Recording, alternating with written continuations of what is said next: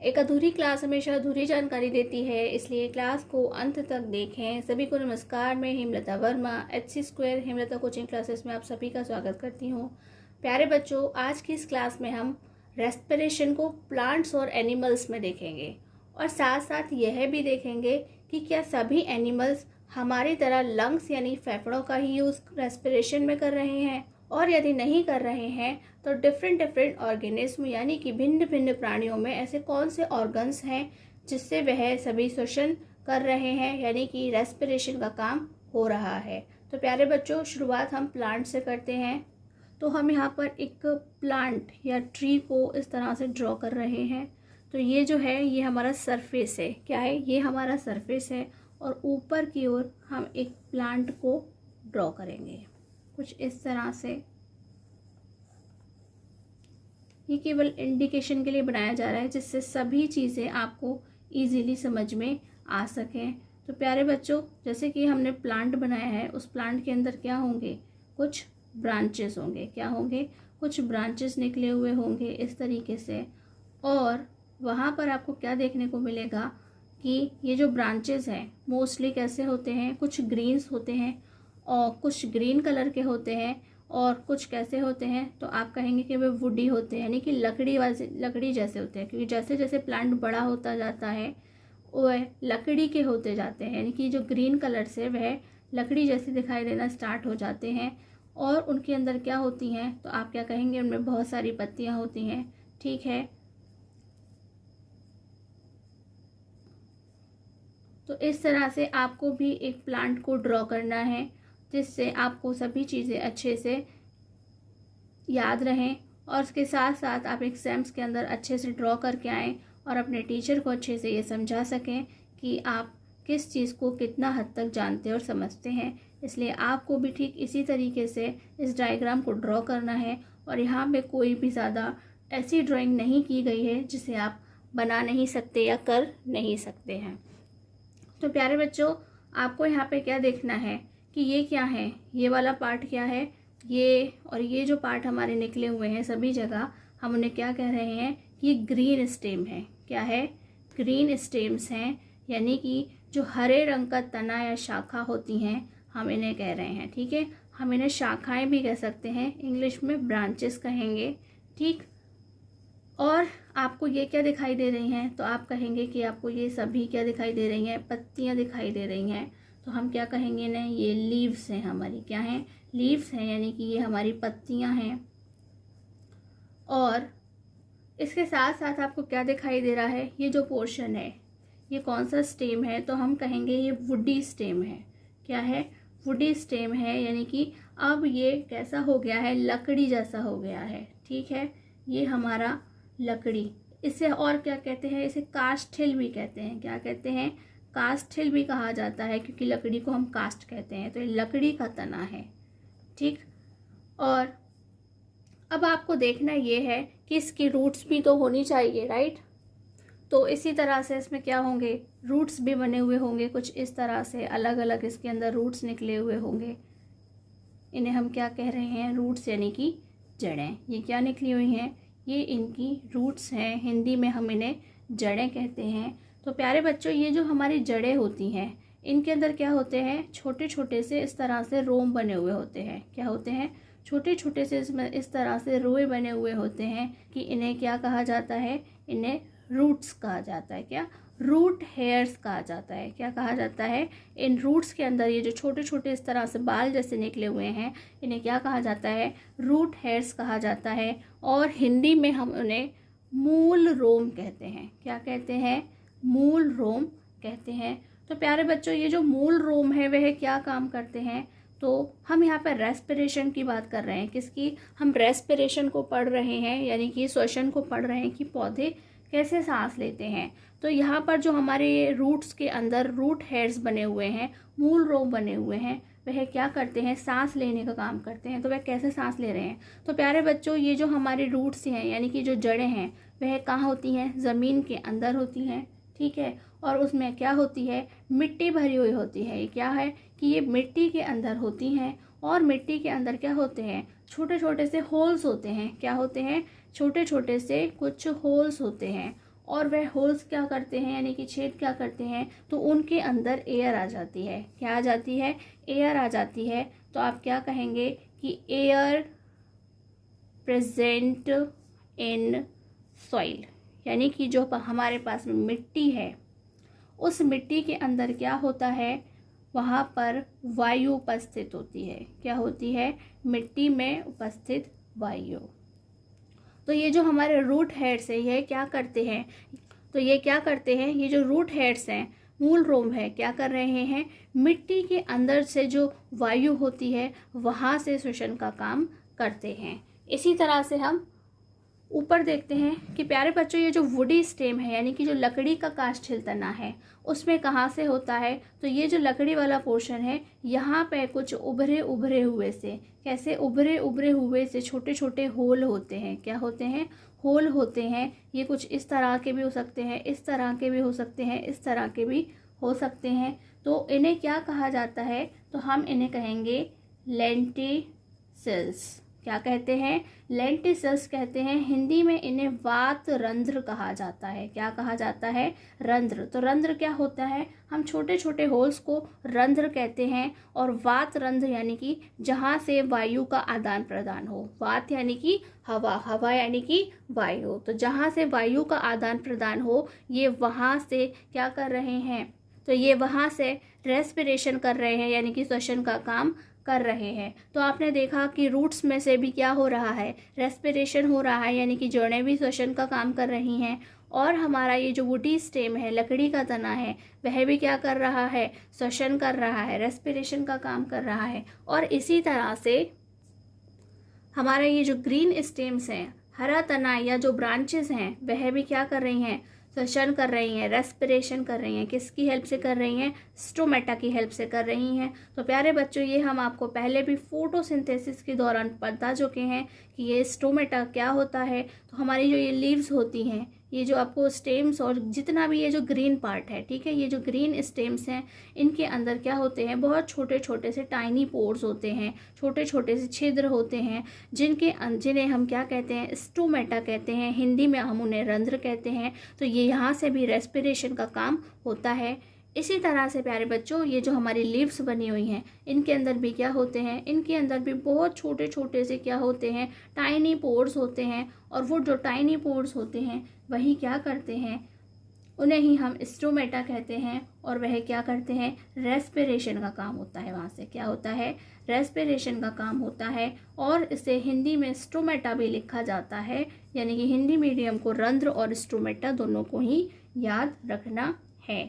तो प्यारे बच्चों आपने देखा कि प्लांट्स में जब रेस्पिरेशन होता है यानी कि पौधों में जब श्वसन होता है तो वहाँ से अलग अलग पार्ट यानी कि उसके जितने भी पार्ट हैं वे सभी रेस्पिरेशन का काम करते हैं। जैसे कि स्टेम्स यानी कि ब्रांचेस भी कर रही हैं, लीव्स भी कर रही हैं, उसका जो वुडी स्टेम है वह भी काम कर रहा है। और उसके साथ साथ जो रूट्स हैं उन रूट्स के अंदर भी क्या हो रहा है, रेस्पिरेशन का काम हो रहा है। तो प्यारे बच्चों और इसे क्या कहा जाता है, और ये जो पूरा प्रोसेस है यानी कि रेस्पिरेशन जो प्लांट्स में हो रहा है उसे क्या कहा जाता है, उसे डिफ्यूजन कहा जाता है। क्या कहा जाता है, डिफ्यूजन कहा जाता है। यानी कि यहाँ पे कोई स्पेशल फंक्शन, स्पेशल ऑर्गन्स नहीं है जहाँ से उनके सभी के कोई अलग अलग फंक्शंस हो। तो यहाँ तो केवल गैसों का आदान प्रदान होता है, विनिमय होता है, एक्सचेंज होता है। उसे ही हम क्या कहते हैं, उसे ही हम डिफ्यूजन कह रहे हैं, विसरण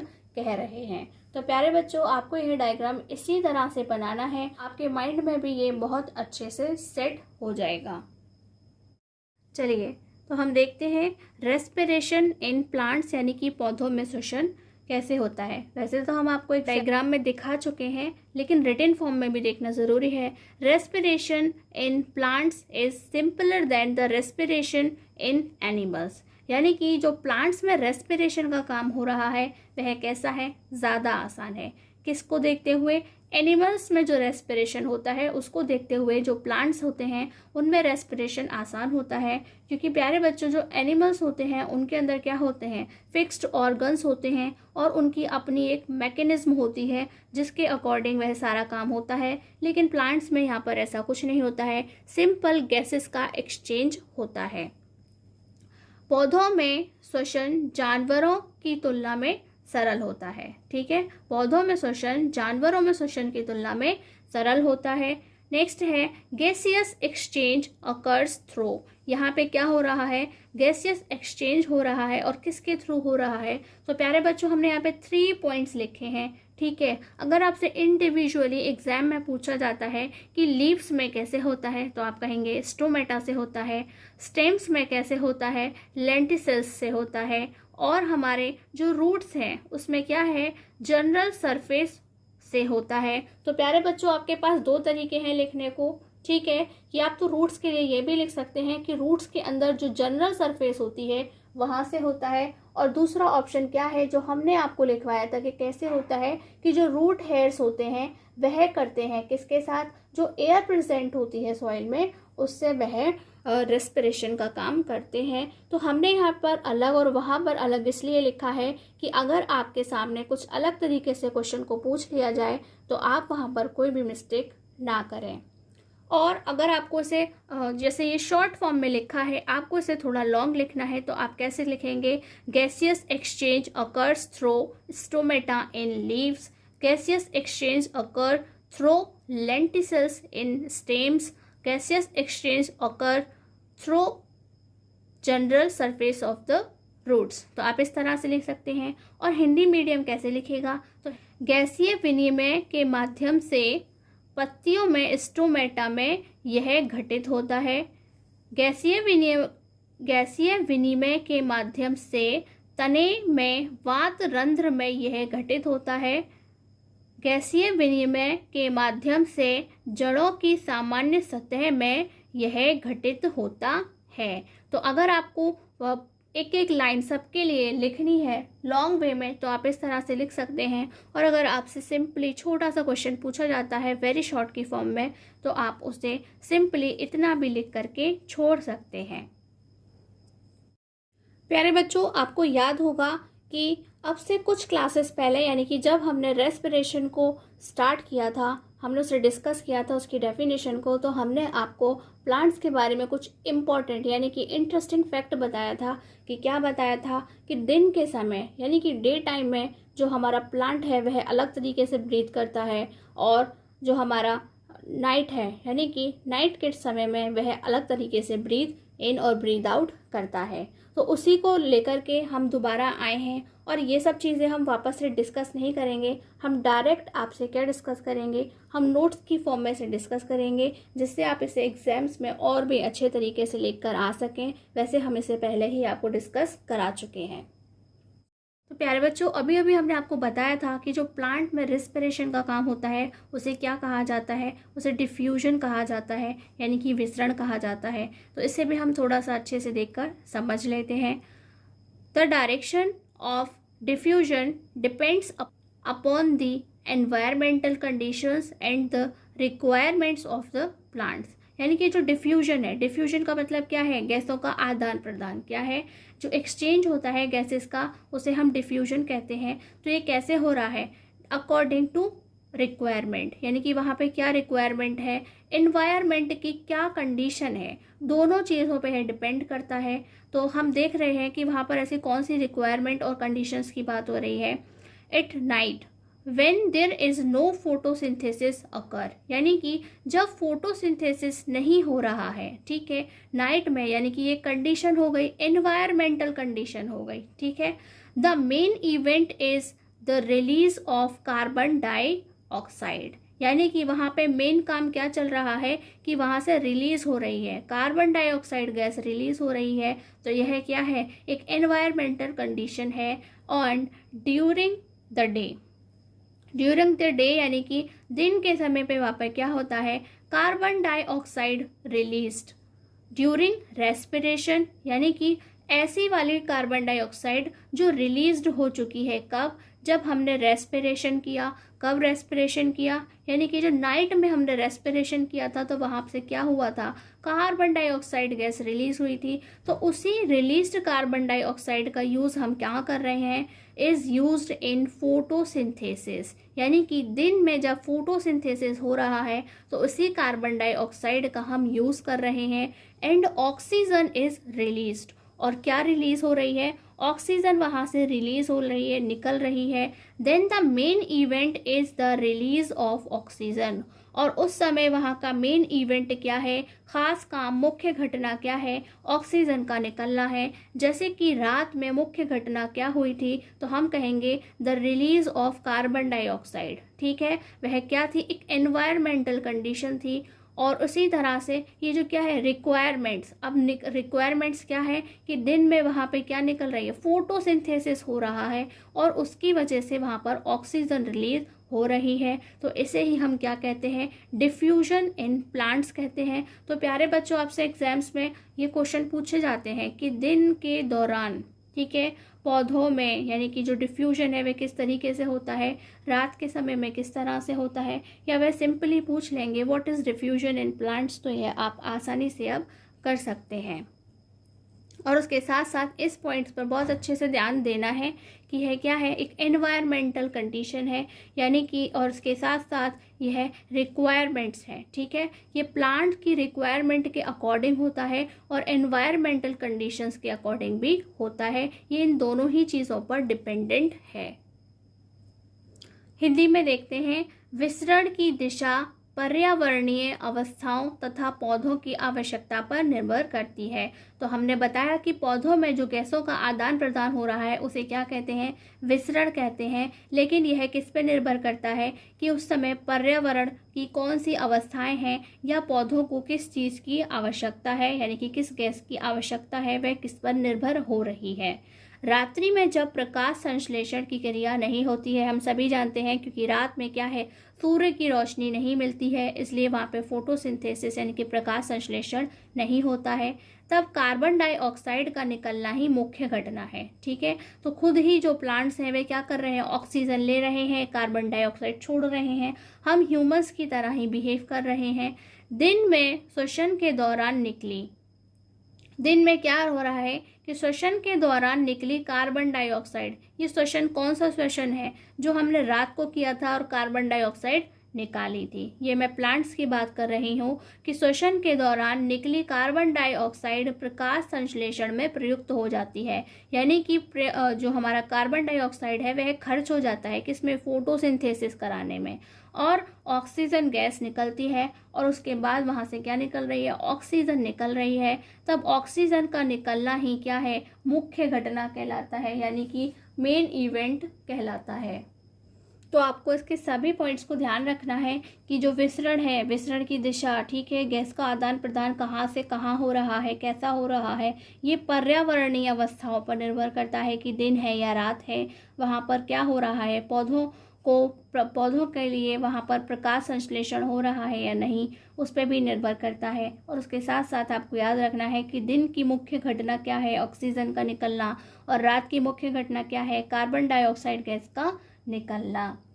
तो प्यारे बच्चों, आज का हमारा नेक्स्ट टॉपिक क्या है, रेस्पिरेशन इन एनिमल्स, यानी कि जंतुओं में श्वसन, जिसे 2 पार्ट्स में डिवाइड करके हम पढ़ने वाले हैं। तो फर्स्ट है हमारा टेरेस्ट्रियल ऑर्गेनिज्म, यानी कि स्थलीय जीव, यानी कि जो ज़मीन पर रहते हैं, लैंड के पोर्शन में रहते हैं। और दूसरे कौन से हैं, एक्वेटिक, क्या है, एक्वेटिक ऑर्गेनिज्म है, यानी कि जो जल में रहते हैं, यानी कि जलीय जीव होते हैं या जलीय प्राणी होते हैं। तो आपको यहाँ पे सिंपली थोड़ा सा ही याद रखना है कि वह किस तरह से श्वसन करते हैं। तो यहाँ पे सिर्फ इतना ही फंक्शन याद रखना है कि वह किस तरीके की ऑक्सीजन ले रहे हैं। तो जो हमारे टेरेस्ट्रियल ऑर्गेनिज्म है, स्थलीय जीव हैं, वह use atmospheric oxygen for respiration. ठीक है, क्योंकि जो ज़मीन पर रहते हैं, स्थल पर रहते हैं, उन्हें क्या करेंगे, हमारी ही तरह तो क्या करेंगे, ऑक्सीजन लेंगे। ठीक है, कौन सी ऑक्सीजन लेंगे, जो एटमॉस्फेयर के अंदर है, जैसे हम लेते हैं। तो use atmospheric oxygen for respiration. Hindi में कहेंगे श्वसन के लिए वायुमंडलीय ऑक्सीजन का प्रयोग करते हैं। ठीक, तो आपको बिल्कुल ठीक इसी तरह से इस पॉइंट को याद रखना है। और जो हमारा नेक्स्ट है वह क्या है, एक्वेटिक ऑर्गेनिज्म, यानी कि जो जलीय जीव है, जलीय प्राणी है, वह कैसे लेते हैं, use dissolved oxygen for respiration. अब यहाँ पे सिंपल सी क्या बात है कि जो एक्वेटिक है यानी कि जल के अंदर रहते हैं वहाँ पर क्या है, वाटर ही वाटर तो है, तो वह क्या कर रहे हैं, डिजॉल्व्ड ऑक्सीजन का यूज़ कर रहे हैं। कैसी डिजॉल्व, जो वाटर के अंदर डिजॉल्व्ड होती है वह उसका इस्तेमाल रेस्पिरेशन में करते हैं। हिंदी में कहेंगे कि श्वसन के लिए घुलित ऑक्सीजन का उपयोग करते हैं।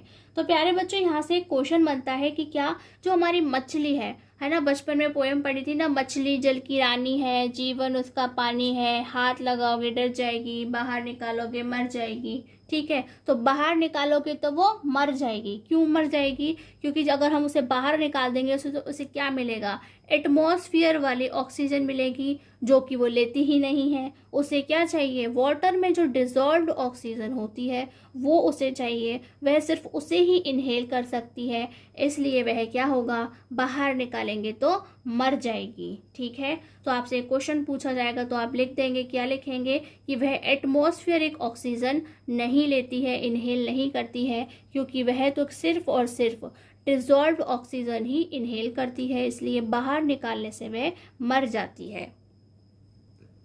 हमारा नेक्स्ट टॉपिक क्या है, respiratory organs in different organism. ठीक, विभिन्न जीवों में श्वसन अंग कौन से होते हैं? ये जो हमारा अमीबा है यह क्या करता है, कोशिका झिल्ली से श्वसन का काम करता है, यानी कि सेल मेम्ब्रेन से करता है। तो प्यारे बच्चों, आप अमीबा को पहले भी देख चुके हैं, तो आपको याद होगा उसका जो स्ट्रक्चर होता है वह फिट नहीं होता है, फिक्स नहीं होता है, वह बार बार अपनी शेप को चेंज करता है। तो असल में वह क्या है, सिर्फ एक मेम्ब्रेन जैसा ही तो है, उसके अंदर कोई बॉडी पार्ट्स तो होते नहीं हैं, वहाँ पर केवल एक सेल मेम्ब्रेन होती है, उसके ऊपर एक झिल्ली चढ़ी हुई होती है, वह अपने सारे काम क्या करता है, उसी की हेल्प से करता है। इसलिए रेस्पिरेशन भी क्या कर रहा है, कोशिका झिल्ली की हेल्प से कर रहा है, यानी कि सेल मेम्ब्रेन से ही वह सांस लेने का काम भी करता है। और इसे भी सिंपल डिफ्यूजन कहा जाता है, बिल्कुल वैसे ही जैसे कि प्लांट्स के अंदर कोई ऑर्गन स्पेशल ऑर्गन नहीं होता है, उसकी कोई अलग से कोई मैकेनिज्म नहीं होती है, उसी तरह से इसे भी सिंपल डिफ्यूजन यानी कि विसरण कहा जाता है।